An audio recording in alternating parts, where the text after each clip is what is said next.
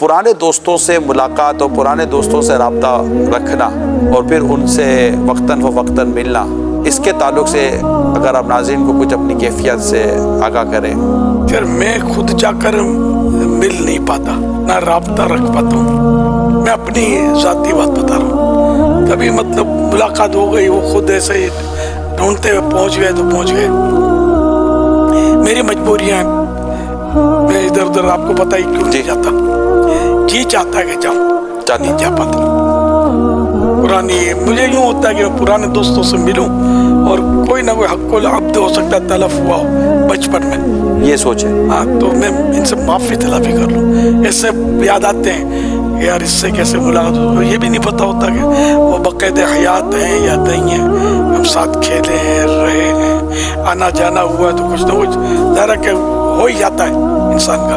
आपको याद होगा सिकंदर आते थे, मेरे पुराने दोस्त आते थे, दोस्तों को लेकर कुछ अरसे तक आए।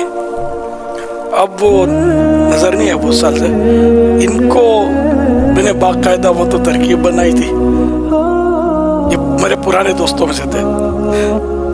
दूसरे पुराने दोस्तों का इनको मैंने नुमाइंदा बनाया था। काफ़ी साल हो गए इसको, और मैंने कुछ याद पड़ता तहरीर भेजी थी, डायरी भेजी थी इनके साथ कि हम पुराने दोस्त हैं करके, और सबके नाम भी लिए हुए कि यार मेरे पुराने दोस्तों को ढूंढो और तुम यार इनसे साइन करो इस पर कि इलियास कादरी, मैंने जो भी आपकी कोई अख्तलाफी की हो वगैरह वसूल कर लो या माफ़ कर दो वगैरह कोई इबारत बनाई थी।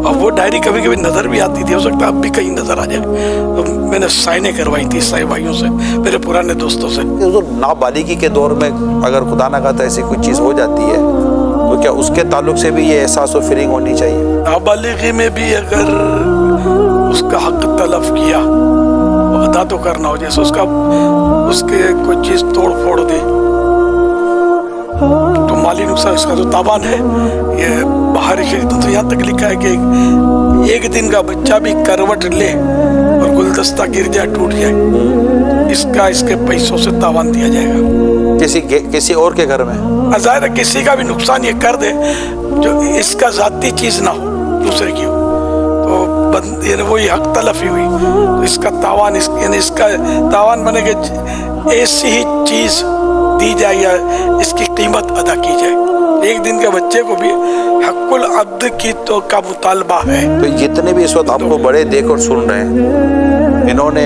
अगर कोई अपनी ज़िंदगी का इतना बड़ा पीरियड गुजार लिया है तो कई मुल्क में है, कहीं अमीर हो गए तो कोई गरीब हो गए, तो कई इलाका बदल गया, शहर बदल गया, मुल्क बदल गया, हालात बदल गए, कोई गरीब हो गया है, कोई अमीर हो गया है, कोई पढ़ा लिखा हो गया, कोई गैर पढ़ा लिखा है।